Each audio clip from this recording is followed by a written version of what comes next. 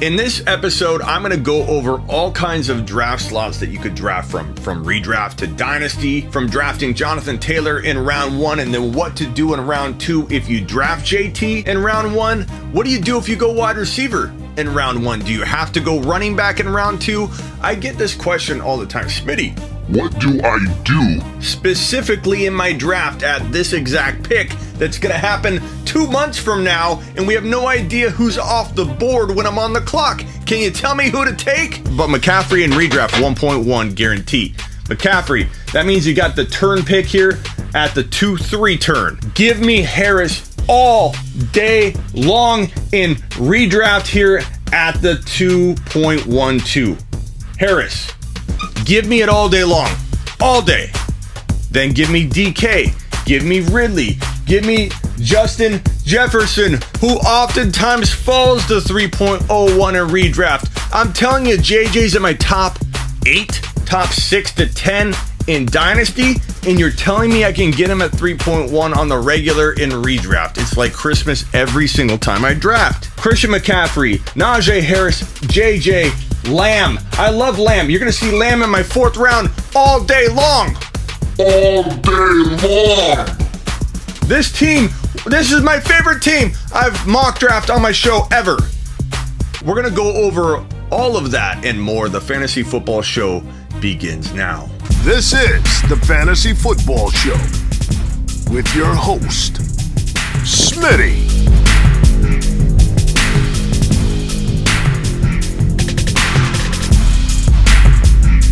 Top 5 running back. You're watching the Fantasy Football Show. I'm Smitty. Take a lap. Let me give you a ton of different scenarios. Let's say we're drafting in this range in the first round. That's about 10 to 11, 12. I'm going to talk about all that in a second. We're going to the marker board, but let's kick this conversation off in general terms. How to dominate your draft. I get that most of you want a concrete answer. Smitty, what do I do at 12 and 13? Smitty, do I go running back in round 1? Smitty, do I take wide receivers at all in the top 3 rounds? Smitty, what do I do? Every single thing in your upcoming drafts in 2021 has to be around flow of draft. And there is no better way to draft than best player available. BPA. BPA. Best player available. You, me, we all have trouble following this instruction because people want to lay down and submit to the peer pressure of who you need to take when you're on the clock, what position you should take when you're on the clock, how many running backs you don't have yet on your roster when you're on the clock. The key to every single draft is to ask yourself, hey, who is the best player available at the time I'm picking right here, right now? Let me give you a ton of different scenarios. Let's say we're drafting in this range in the first round. That's about 10 to 11, 12. Smitty, I gotta go running back, right? I have to go running back. No, you don't. First off, it depends on who's available.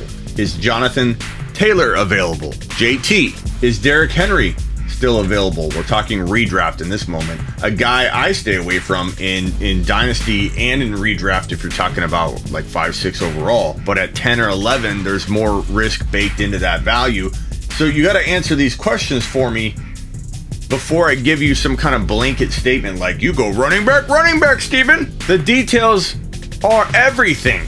But don't let a single individual tell you that at this, let's say 11 pick overall, we'll say it's like right here at 11, and then you have the 14 pick. Don't let anybody tell you you can't go wide receiver, because you'll have no running backs.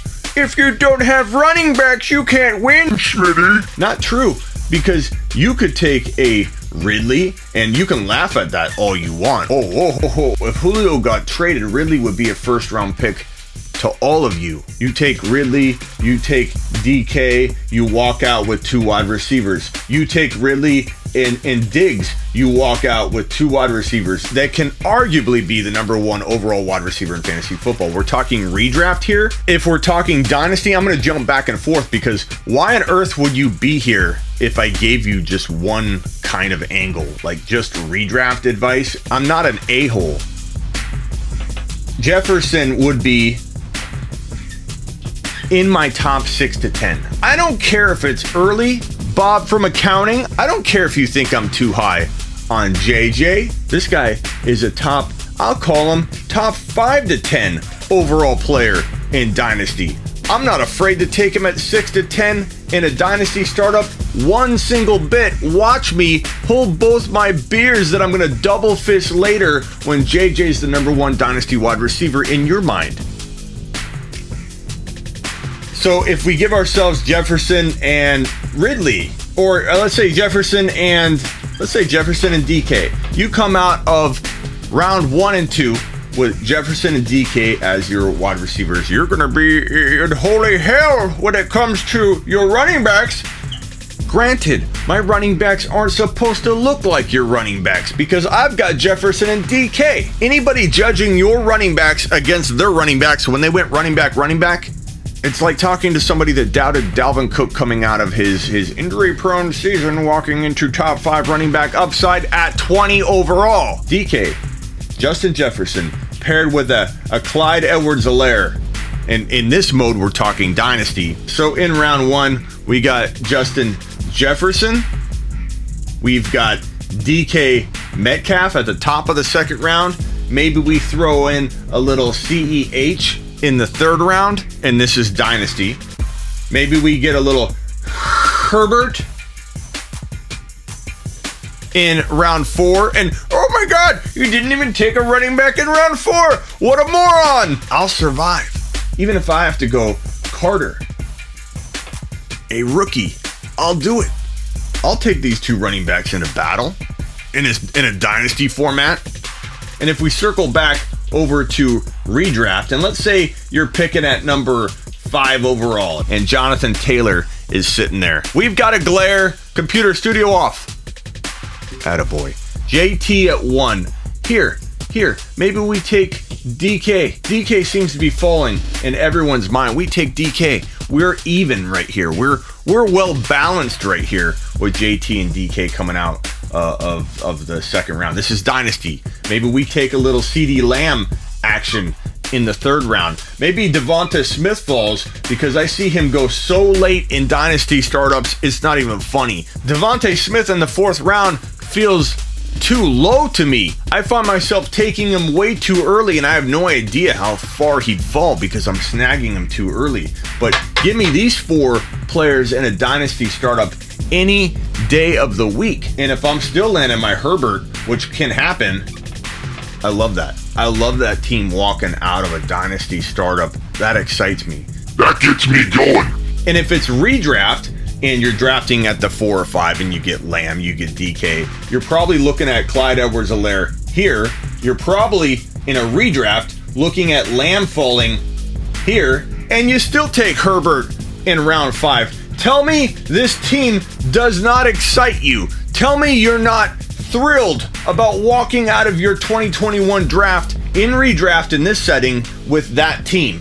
And if it's Dynasty, you move Lamb over there, you draft a DeVonta Smith or somebody there, and you have yourself a monster roster walking into 2021 fantasy football. I get some of these names might not jive with you. So if you don't like Clyde Edwards-Helaire, and we're talking redraft in this scenario, right? If you don't like Clyde Edwards-Helaire in the 3rd round, insert a player you do like. Use the theory, not the players. We won't always agree on the players, so therefore, think about the theory. Don't just say, I'm gonna draft running back, no matter what happens. Can it work? Yes. If it falls in the lines of best player available, you should be okay. But here's why I say best player available. If you draft the best player available, so you're on the clock right now, and the best player, let's erase these and start over. You're on the clock right now. The best player available is Justin Jefferson in a Dynasty. And you're like, I'm going to take JJ in Dynasty.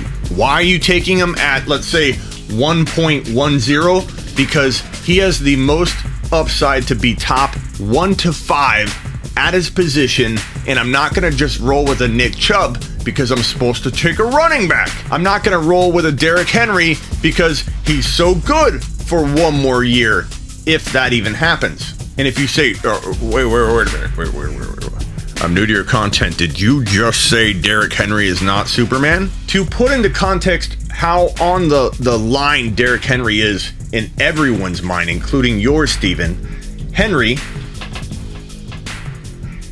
let's spell that right. Henry is worth a 1.5 to 1.8 in most people's minds heading into 2021. You step into a Dynasty chat and Henry is around 2.12 to 3.04. If you think that's funny, you're probably not doing a lot of Dynasty mock drafting. I'm not making this up. This is factual information that you can go, if you go out into the world and experience it, you will figure it out. What does that tell you? Why is there such a discrepancy between now and the future with Derrick Henry? Henry's on a line right now. We'll put a big H there for Henry, where he's about to drop off and fall off the cliff. He had 303 carries in 2019. He had 400 plus carries in 2020. He had a 2,000-yard season that most running backs never recover from. And I love him. And the thing about him and Gurley, who I predicted his decline, we saw the decline in the making. In Henry's defense, we have not seen him decline. He very well could have one more electric, elite, 16 or 17 game season where he runs for still 1,500 yards. He doesn't hit 2,000 again. That can't really happen, right? Henry staying on the field for 16, 17 games is going to be a tall order. It's just the way it is. No matter how good he looks in practice with chains around his neck, doing push-ups on rubber bands, I know it's exciting. I know you want to think that means his knees are not going to break down. They eventually lose a step. It happens very quick. It happened with Todd Gurley. Like that, it's going to happen eventually with Derrick Henry, especially a bigger running back like that. It's going to come in quick. It's going to be like boom, like Eddie George, boom. One day they're dominant, the other day they look like they're running in mud. And again, it could be in 2022. I could be wrong. I just don't want to be holding the bag when the decline happens. Why am I even talking about this? Back on track, I'm taking JJ at 1.10 in a Dynasty startup any day of the week. 1.9, 1.8, I'm not afraid to take him there. If we are trying to envision a scenario where we do like going running back, what would I have to see in round 2 to make me go running back? Maybe a Gibson. I like Gibson in round 2. Maybe Lamb falls to round 3 and I get CeeDee Lamb. I'm loving that start. I'm okay with that beginning of a team.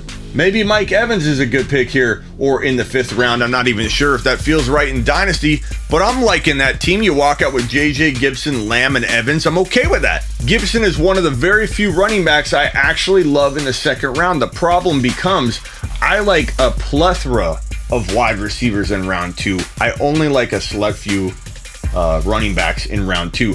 Harris in Dynasty may not even fall to round 2 at all, even to the top. He'll probably go in round 1. So in Dynasty, he won't be there.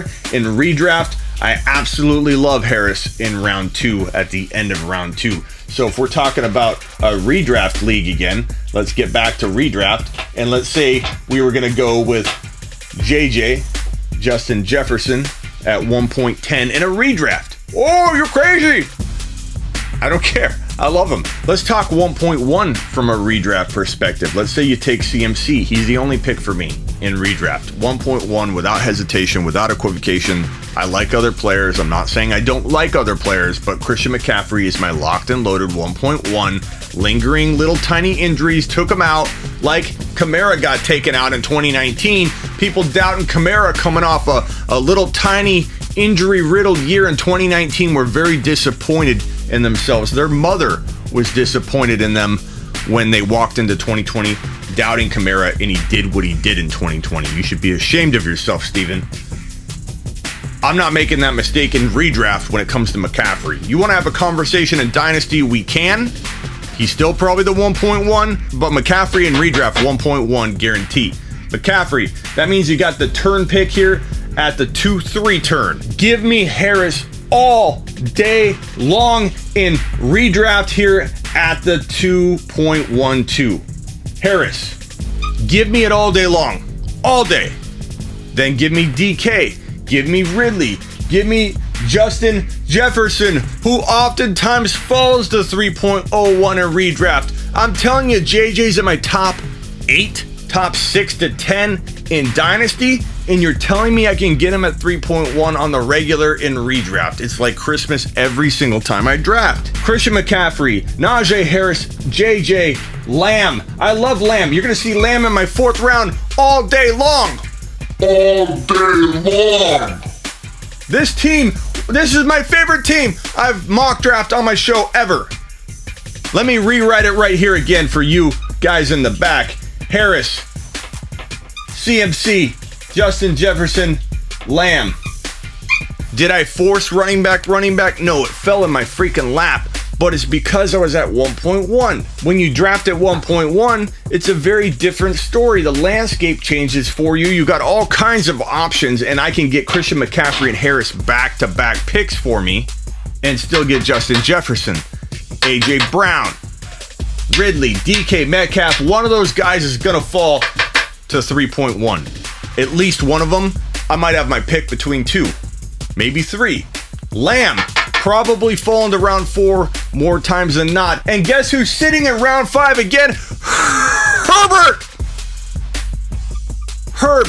Herbs is always sitting there waiting for me in round 5. I don't know what it is about Herbie, but he's always available for me and there for me in round 5. I love you, Herbert. This team is fire. This is the best team you can assemble in redraft. From the 1.1, CMC, Najee, JJ, Liggity Lamb, and Higgity Herbert. I'm too excited to even mock draft further. Give me some Bobby Boy Tonyan in like the 90s because people keep forgetting about him and his 11 TDs and 4th overall scoring tight end numbers he dropped in 2021. Amazing team. And in Dynasty, if you screw up at the 1.1, you're not watching my channel. Let's say this is Dynasty and we're going to keep Christian McCaffrey there. We're getting a little messy here on the board. I apologize for that. Maybe we can redraw these lines for a second. Okay. Christian McCaffrey 1.1. Dynasty, he's my 1.1 across the board. I think we start having a conversation about when the decline could be coming out of this year, but for right now, 1.1. So what am I doing right here in a Dynasty league? Harris won't be there. JJ won't be there. I may trade up for JJ though, I'll tell you that. Antonio Gibson could be there. Ridley could be there. Lamb will probably need to be taken here if we want to go Lamb. I don't think Lamb falls to the 4th round in any Dynasty startup. We'll write in DeVonta Smith because he does fall. For whatever dumb reason, he falls to the 4th and 5th and 6th round on so many occasions in Dynasty startups. It's not even funny. So DeVonta Smith, I'm writing you in. I don't know if I could write him in the 5th round. If you guys think he's more of a 5th rounder, I'm happy amending this video or writing in the comments, take a lap for me. Where's my take a lap? I would love to take a lap if this is too early. So tell me in the comments if he's falling later for you. It would be music to my ears. So who's the 2.12 in a Dynasty startup? Could you get Chase here? Would it not be fire to walk out of your Dynasty startup with CMC, Chase, Lamb, DeVonta Smith? Where are your running backs, Smitty? So DeVonta Smith there. Who's going here? Who are we taking at 5? Who's our running back 2? Could it be Carter? Could you get Sermon in one of these picks? I'll write him here. I don't know that you get him this late. You might have to take Trey Sermon right here, and I'm fine with that. But Carter, I think, would be a steal in round 5. I see Carter fall there all the time. Carter's the only starter in New York, the only guy likely to get all the carries. Anything can happen, but this man will build rapport with his quarterback, Zach Wilson. Together, they will rise up and build this unbelievable rapport together. McCaffrey, Carter with Chase Lamb and D. Smith, I'll take it all day long. Maybe we throw a little Burrow in here. And if we can't get Burrow or our quarterback late enough, well, then you know what? I'll happily take an Arob down the way. Back to the point of this video. How do you dominate your draft? How do you dominate your draft? As you can see, I'm not worried about what position I'm drafting at all. I'm taking the best player available at every pick, whether I'm drafting here, whether I'm drafting here, whether I'm drafting here. Every time I'm on the clock, I say to myself, 1, 2, 3, 4, 5. If this is my pick and I'm on the clock right here in round 3, I'm asking myself what players left on the board can jump an entire round or 2 in value. I'm not looking to take Miles Sanders right at 3.1 in a Dynasty startup in hopes that he jumps into the bottom, like couple spots above maybe 2.12 is what I can expect from Miles Sanders now sharing carries or potentially PPR work with Gainwell, one of the best receiving backs in the draft. No, I'm asking myself, is Lamb there? Hello, is Lamb there? Lamb could jump into the first round. Is Clyde still there? Clyde could jump into top 12 to 14 overall value, a top 6 to 10 running back. Every pick you make, you ask yourself, can this player explode from their draft value? Can they go from 28 overall to number 12? Can they go from 14? Yes, a breakout or a sleeper, an overperformer can be found anywhere. In the second round, number 12 overall could be the number 1 overall player. Number 15 could be the number 5 overall player. There are sleepers and undervalued players hiding everywhere. And if you say, Smitty, you can't call a second rounder a sleeper, I certainly can. And I will. And I am. Because I have a site called sleeperu.com, like a university. And that's where we teach you things like this. And if you don't like our curriculum, you can go to another university or college, because this is the kind of knowledge you get from the Smitty College.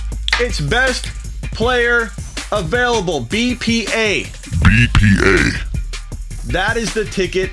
That's how you dominate. You don't walk in with set plans of attack. You take the best player available. You're on the clock, and Ekeler's there. Allen Robinson's there. Swift is on the board. And Lamb is on the board. You ask yourself, which one of these players, I'm going to give you the answer, which one of these players can outshine everybody else around their draft position? This guy is going to struggle to get even close to his ADP, where all of you continue to draft him in the third round when he loses his quarterback. Galladay's gone. They're not going to move the chains. They won't get in the red zone near as much. And Hawkinson, the one lone bright spot's got to build a new rapport with a new quarterback, won't be able to stretch the field as much. This is not it. And Swift is going above Lamb 9 times out of 10. And Arob, I know you guys are excited about Fields. Arob's never had a good quarterback. He's so disrespected. But this guy's not going to finish in the top 5, in my opinion. This guy can. And while I like Ekeler, I think he's totally undervalued. He could be a top 6 to 10 running back. There is injury concern. He's not likely to outperform the slate of running backs that are ahead of him. He's probably going to be 6 to 12 if he's lucky and stays healthy. This guy right here could be the number 1 overall wide receiver in 2021. You don't count on that. You don't draft for that. But this guy right here has everything you need to outperform the draft investment cost of entry. This man right here.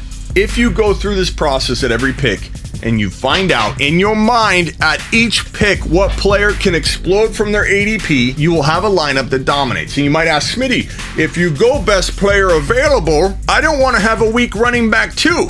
A fantasy football Karen, a fantasy football owner who takes a risk and then immediately regrets the risk. They proceed to trade their entire team away, destroying it as they try to attempt to get out of the situation. Let's toss in Herbie. We've been using Herbs all day. We're not gonna leave him out now. Let's say you got Taylor, you got a good running back 1. Let's say you went Jefferson. Let's say you got Ridley. And you got Lamb. And you have this vacancy here because of your best player available. You went B, P, A, and now you're scared and you're like, what do I do? A fantasy football Karen. Everyone's gonna make fun of me. Maybe people already are. People make fun of the dumbest things in fantasy football leagues. Oh yeah, you're not gonna do well with those running backs. Hey, Billy is starting nobody at his running back 2. Hey Billy, who are you starting at running back 2? All these things get in your head. Don't worry about it. There's a reason why you are lacking at your running back 2. It's because you're absolutely stacked more than anybody in your league at wide receiver. You're not supposed to have an equivalent running back 2 as the next guy, or you wouldn't be double stacking the triple stack over on the right column. Not to mention you still have a running back 1 that can rival anybody's. And you have Herbie. Let them laugh. Fill the spot with Carter. Look at it like a challenge. Try and get the next J-Rob of 2021, because if you land the 2021 version of James Robinson, you not only win your league, you destroy your league. And because you only got the $1.99 Apple iTunes backup plan, you don't even have the screenshots made available anymore to go back and look this stuff up and call out who was laughing at you. Take screenshots. Take screenshots. Make sure you got them in a folder on your phone so you can spit them back out once your team blows up. You got guys like Mattison on your roster. You got Pollard hiding on your roster. You've got Sermon waiting in the wings. Sermon waiting in the wings. Sermon, Pollard, Mattison, one of those guys is going to get some starts in 2021 and make people look silly because you put your 1, 2, 3, 4, 5 positions on steroids. The big guy at the gym that has monster lats, monster biceps, huge pecs is gonna have small calves. But you know what? He can work on his calves all year long, and eventually this man's gonna have the calves that everybody else has at his running back too, and you dominate the whole gym, you win your league. I hope that helped you learn how to dominate your draft selection at every single pick you make, how to reset your thinking and ask yourself who can outperform their draft value at every single pick. Because if you do that, you will be so far ahead of the game at every other position if you land your void that you create using best player available, which doesn't always create a void because it can lead you into a balanced approach as well. But if you do end up finding yourself on a path that doesn't have you with a balanced approach and you got some kind of void in your lineup, our goal will be to find you the next J-Rob. Our goal will be having you draft Mattison, Pollard, Sermon, guys like that can break out and become a savior of your team. Because if you get your hands on a high-end running back 2 or running back 1 in your running back 2 draft slot in a situation like I painted, championship. Now go get it. Subscribe if you're new. Get on over to Smitty1.com if you want more of my content on all platforms. I've got an audio podcast. People are like, Smitty, do you got a podcast? What do you think? Like, do you not search The Fantasy Football Show on Spotify or Apple Podcasts? If you're lazy, all the links are at Smitty1.com. And order my text message on demand service at HeySmitty.com so I can help you. I helped a guy draft today. I helped 2 people draft yesterday. I'm helping hundreds of people each week, and I can be texting you if you get on over to HeySmitty.com. I'll see you Tuesday and Thursday. I'm live every Tuesday and Thursday on my channel here. This is the Fantasy Football Show with your host, Smitty.